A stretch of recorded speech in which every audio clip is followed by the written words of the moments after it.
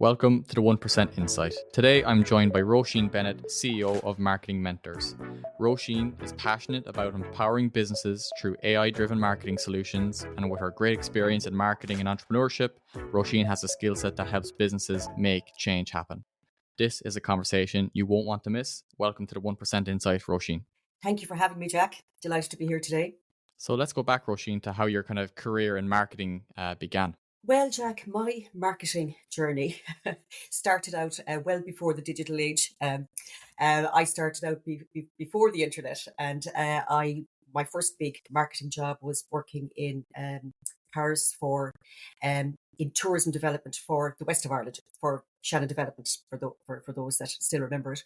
And my role was to promote the west of Ireland and the airport as a gateway to the west of Ireland.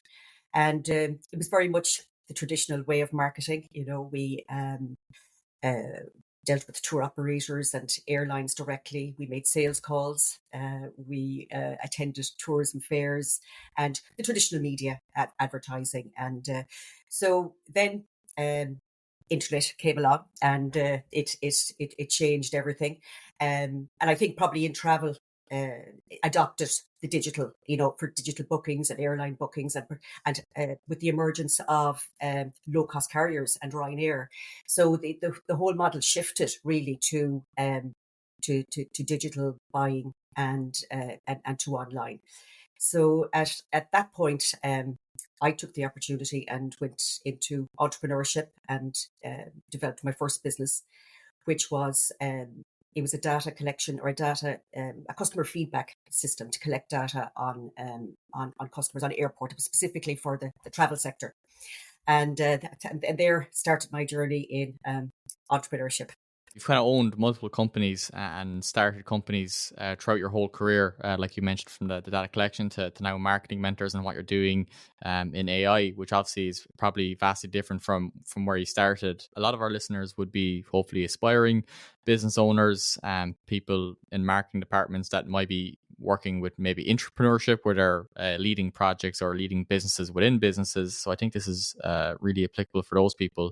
What are the biggest learnings you've had from those experiences of setting up your first business to where you are today? I started by that first business was called Travel Ace, and I actually joined an acceleration program. It was New Frontiers, so it was a year-long program in setting up a business and building your business strategy.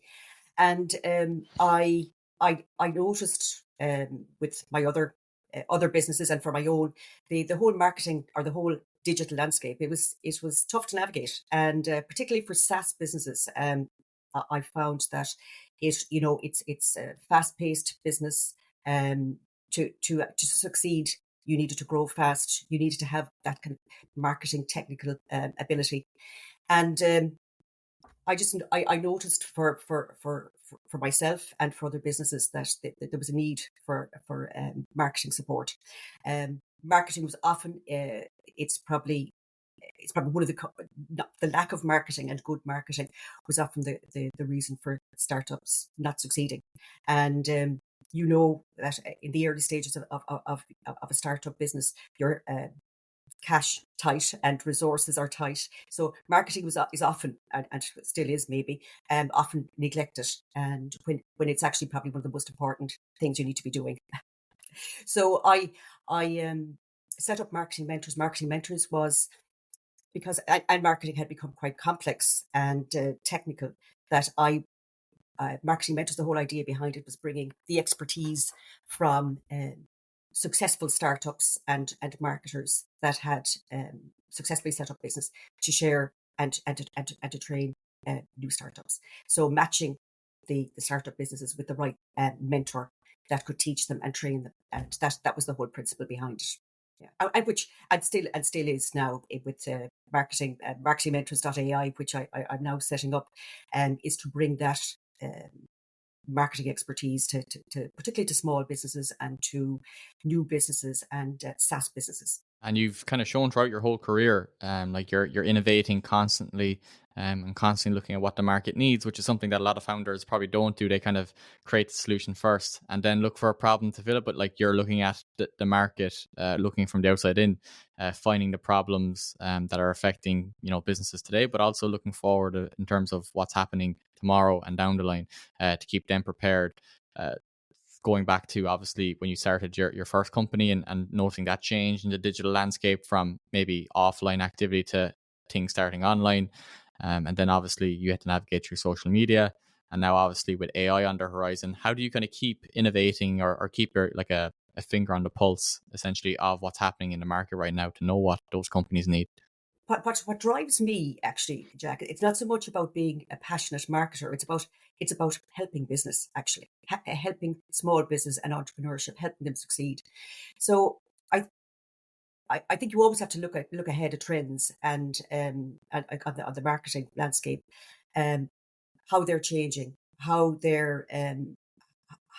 I can actually best help startups succeed in the early stages. So I think as marketers we have to be ahead to know what's coming down the road. Um, I think the it can be a complex area and can be overwhelming for small business, and they're just not going to have the the the, the resources or the know-how to implement the type of marketing that they need. They're most likely busy doing everything, and so I was trying to build kind of a solution for companies that it could it will obviously have plug and play. We'll design the best marketing program for your ability and what level they're at as well, because every company is different and every business owner's ability is different as well. They may not always be that keen to, for instance, to do video work or to do video promotions. So we try to tailor the best marketing solution to their needs. And was entrepreneurship like in your family? Was it something you kind of started off yourself, or did you have like an influence from other family members or people you knew kind of growing up that made entrepreneurship a reality, or did you just kind of lead the way and go for it? There wasn't necessarily entrepreneurship in my family, but I found when I was based in Paris, working for Shannon Development, and I was a one man show in a sense, and the west of Ireland and Shannon Airport, people thought my name was Shannon because it was my business. It was always like I was self employed because I was running it on my own. So I think. Uh, Maybe that was the start of it, But I am passionate about entrepreneurship, and I really do admire startups, and I mentor on a platform called Growth Mentors as well, and that is a platform similar to what Marketing Mentors was about, but it's so I regularly mentor startup businesses in the early stage, and in a way, it's always exciting with a new business. That the owner is passionate about it. They've got a great idea. They have a great story to tell, and I really enjoy helping them to interpret that story and how to get it out there. Because when you see a business that has great potential, they have all the attributes, and I also like the idea of helping the small guy, to to punch a bit higher. When I was working in Paris, Ireland, we're a small little dot of a country competing against worldwide. We really always had to punch above our weight to try and get business in. And I kind of applied the same to working with small business. We try to help the those that have really great potential to punch above their weight, really. With any career, obviously, more when you kind of go into business ownership, there'll be challenges along the way that you have to navigate with your own business, and then obviously client work and different areas like that. What challenges or changes have you faced in your career, um, in marketing especially? Well, I suppose it's the changes in technology, really, and the digital landscape. I mean, there have been huge shifts throughout my career, and I think it's the ability to adapt and embrace change has stood to me well, because when with the onset of, with the internet and digital marketing, that was, I learned as I went, because you had to. And in fact, the and now with AI, there's a new major shift in how we do things again. And to me, with the shift in to AI and what AI is doing, um, it's actually renewed my interest in marketing and passion in marketing, because marketing had become very technical, and it was a technical game. The race was to be on the page one of Google, and that's not particularly a part that I excel in or that I enjoy. Whereas now with AI, while SEO is still important, obviously, we can focus more now on engaging with the customer. Personalisation, it's more predictive than reactive, because we can foresee, we can predict and forecast trends that are coming. And with AI, it is all about personalization, and you're going to see more um, conversation, or we'll say individual kind of, was what I'm trying to say.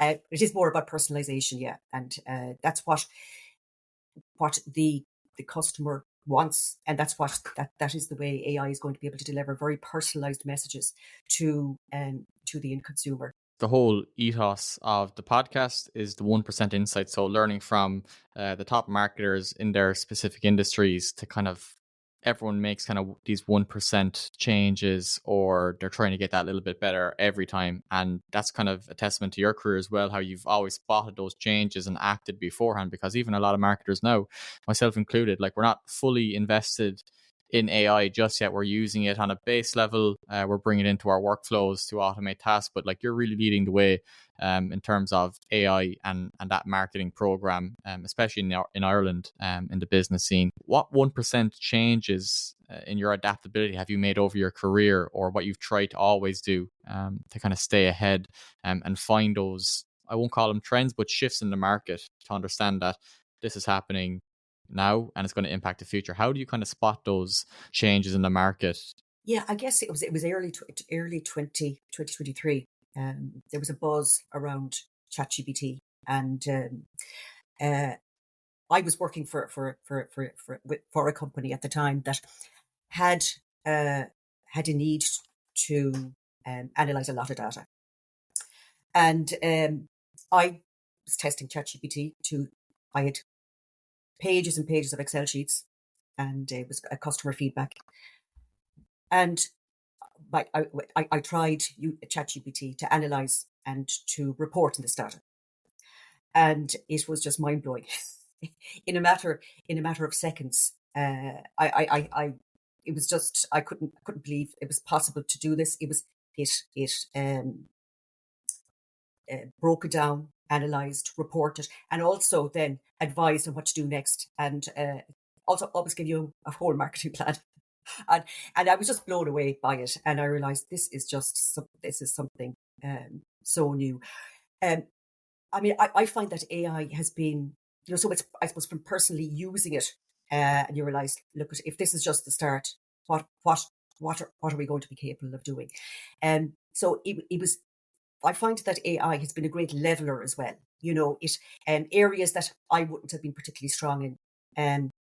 AI is really helping me to bridge those gaps where I didn't have the expertise, or in areas that I would often have had to outsource different skills. I'm actually capable of doing it now. So it was really exciting, because and the way things are going, Jack, is that more like we'll all have our own AI assistants. I find at the moment that what I find particularly useful are creating your custom GPTs, and that sounds a little bit scary for people. They kind of go, "No, I'm not technical." You don't need. That's the whole point about OpenAI. It's for non-techies. It's and I think you know they're okay. We train people on how to use it, to use, and there are ways and there are tools that make it easier.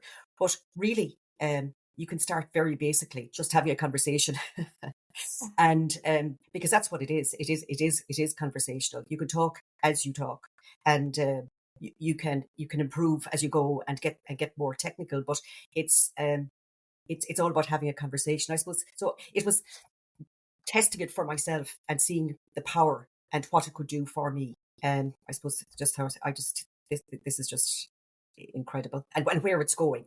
I mean, I think we're about to go into the next stage of it, of AI, which is really going to blow people's minds. I mean, you see every day every day on, I'm on LinkedIn every day, having conversations and sharing information and learning from other creators. That's where I learn most, and on YouTube. But I mean, every day I'm commenting on people's posts that it's sort of groundbreaking development and it's happening daily. It's just happening at such a pace, that we're and I think we're actually more advanced than we would have thought when we started out using it in 2023. I mean, AI did exist long before 2023. It's just that at the end of 2022, it was made mainstream and that it was open to everyone to use. So it's a very exciting journey. I know at the same time can be a bit frightening, and there's a lot of unknowns. I think that whole area around data security and you know fake things. I mean, that is a concern, because with the technology that is there now, you can really create videos that look from text. It is just mind blowing. Next week I'm creating, and people don't like the idea of this, but I'm creating my own clone.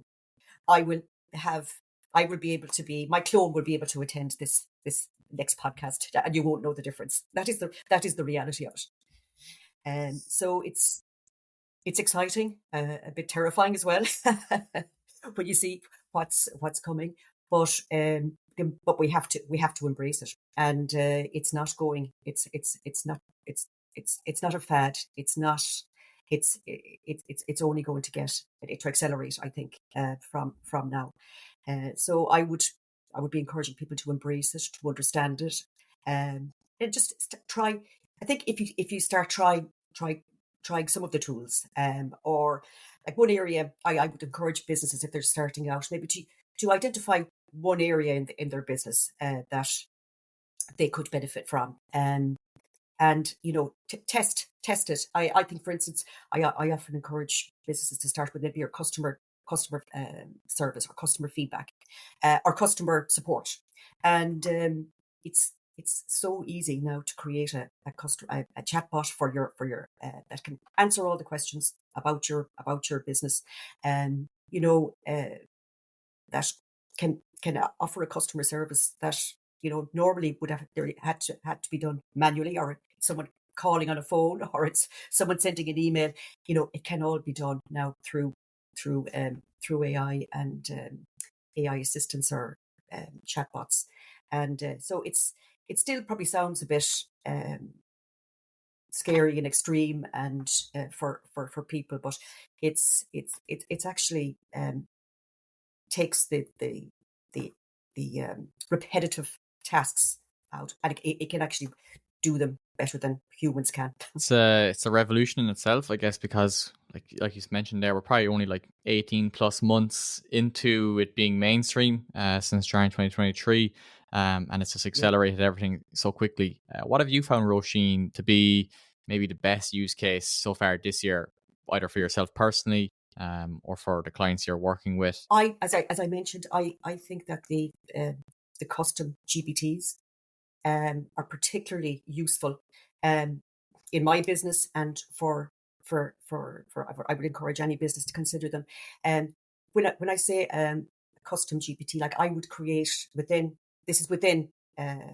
ChatGPT or within OpenAI, create my custom GPT that would be like, they're almost like an assistant to me for that particular topic. So, for instance, I've created a custom GPT around branding. And so this is my branding GPT. And I can program and educate that GPT on all my branding training. Also, I can apply. For instance, I'm a big admirer of StoryBrand and build a story brand and the teachings behind that. I can incorporate that. I can reference that teaching in my GPT. I can program them to say apply the story brand technique when building a brand for a company. So it means that every time I um, I'm building a brand or helping somebody with their branding, I can apply all this thinking and to their brand. So it takes out all the repetitive work, and so I think they're particularly effective. As I mentioned, then for the likes of customer service, and I think is there any business that doesn't have a need for a customer service that can actually be set up for you with all of the, like there is a chatbot, I can set it up in minutes that will read everything that's on my website, and can so that when somebody comes onto your website and they have any question, you have Roisin chatbot there ready to answer, but it's got all of the information from my website and any other frequently asked questions. I think now the other thing to consider as well is that conversational um, chatbots are kind of the way of the future, and video. Audio is going to be very, very important in promoting your brand, and so I would encourage people to consider that, that they look at video and start building their assets and start building um, their their their communication pieces, and video was going to be really a big part of that going forward, because text only and it's not going to cut it really anymore. So I in the next number of weeks I'm investing a lot on video and video material and video promotional material. And so I would encourage people to consider that, because it's coming faster than we think. Exciting, especially that kind of in video platform as well. That can create those kind of custom avatars of yourself, and it speaks like you, and it looks like you, and it probably, like, I know obviously there can be a very slight variance to what it looks like, but I imagine in a year or 2 years or 3 years, as it keeps learning and improving, it would be very hard to distinguish what's real and what's AI, which I think would be something for especially social media platforms. And I know they're trying to incorporate it with like modified content tags and AI generated content tags, especially on Meta. But it will be interesting to see how that changes people's behavior and how they consume content as well. Do you have any thoughts on that in terms of how people might react now versus maybe how it might play out in the future with AI content versus real content? It's an area, I've a real interest in, but it's people don't always like it. They think, oh, is it false? Is it, how are we going to tell what's real and what's not real? But like I find the avatars and the videos, the text to videos, they can be very useful for explainer videos, or for like you're probably familiar with Synthesia, or there are a few big ones. There's our one, and they create from text. So we'll say you have a presentation, and you're explaining some aspect of your business, and sometimes it can be a boring aspect of the business, but you can create avatar video to explain that, and the avatars themselves are becoming more personal, lifelike, but it is probably a better way than having a long document or a long boring presentation that they can be presented. Now it has gone one step further than that, in that the avatars now can be made look like you, and they can be and that's there already. And what what I'm doing, I'm creating one next week, but to actually create a really lifelike one, like you need to do a high quality filming of yourself. And people don't know that yet, that in order to get that exact clone of yourself, you do need to film it with a green screen and to have high definition. And so I'm going to be testing that out next week. Like, it has its use cases. It's like, you could argue the content that I'm having this avatar speak about is still my content. It's still got my message. So I just have it presenting it for me. Yeah, I think it is a huge issue going forward. I mean, you see it. You see the fake videos of we're coming up to an election in the US now, and it's a bit scary, because even though a lot of us looking at them know they're fake, a lot of people don't either. So it's I'm not sure where that area is going to go. But I don't have any problem with creating a good clone. It's my material. I'm not faking anybody else's material. So it's definitely going to benefit me, and it's going to have. I can see a lot of use cases for it. But yeah, it is questionable going forward where it's actually going to go. In terms of output and the different use cases, like you say, it is your content. You're providing the text, and it's your content. So, like, with that use case, I think it's a really good use case. So it'll be interesting to see how it goes. And that kind of leads me on to one of my last questions, Roisin, which is, what is, I guess, especially into AI and marketing, what is the one piece of advice you would share with companies trying to grow their business online in 2024 and obviously looking at 2025? So when it comes to AI, Jack, it's and to marketing, like the I'm not, I think there's kind of a perception there sometimes that AI, it's cheating, or it's it's not real marketing. But the tools within that AI now provide allow us to be better marketers. Like, I find one area that when I mentor companies, the small businesses, that they've skipped ahead of the foundational parts of their business. And for instance, identifying their ideal persona, their ideal, who is their market. AI now helps you identify to precision, who your whose ideal customer is. Uh, it's tools like that, and that are making us better marketers. It's actually using it to build your foundations, your messaging, your building your offer. What is your idea? These are areas that sometimes I find a small business will brush past, or they'll come to you and they'll say, well, who's your market? And they say, everybody that has a, and they'll often have an idea, and they don't go back to the basics and actually really identify who their market is. We'll say for competitive analysis now, we can fine tune that so much, to such detail that we can see what the competitors are doing. Building your case study,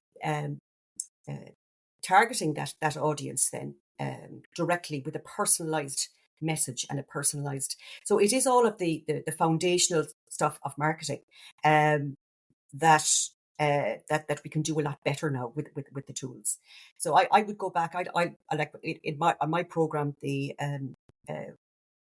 we always go back to the foundations and build your messaging, your branding, your proposition, and they're often areas that get brushed over, because a busy startup, they have to do everything, and they'll sometimes leap ahead to the early stage. So for me, it's AI. It's fantastic at producing content and at producing great videos now, and great. But if you don't have the foundations in place in the first place, it's just going to be a lot of noise. So I would say I use the tools to build a strong strategy in the first place, and in that strategy, it's identifying your market and who really is your ideal client, profiling that client, then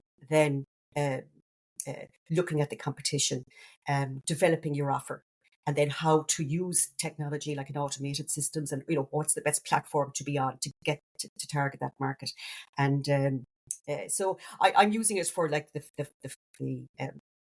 foundational aspects of building a marketing strategy, more so than, yeah, obviously it's great for building content. Um, the going back to the talking about custom GPTs and using ChatGPT for building content, you can make it sound. I think a lot of people find that they try ChatGPT or other platforms, and it turns out very generic type of content. So you can train it to be you with all of your information. So, and there are other platforms like Claude um, .ai that probably have a better way of they're it's considered to be better for content. For it sounds quite human, but you can. I would say that there are so many platforms now and so many tools.